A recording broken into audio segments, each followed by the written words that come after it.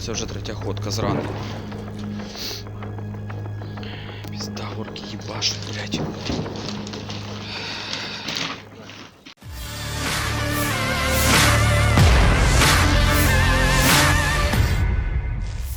Perang antara pasukan militer Rusia dengan Ukraina hingga Kamis 29 Desember 2022 telah berlangsung selama 309 hari. Konflik yang terjadi di antara negara bertetangga itu sampai saat ini masih berlanjut dan belum tampak akan segera berakhir. Kremlin menolak proposal perdamaian yang diajukan oleh Presiden Ukraina, Volodymyr Zelensky. Kremlin mengajukan syarat agar Kiev melepas 4 wilayah Ukraina yang telah bergabung dengan Rusia. Terbaru juga beredar rekaman yang memperlihatkan pasukan Ukraina tengah mengevakuasi rekannya yang telah tewas.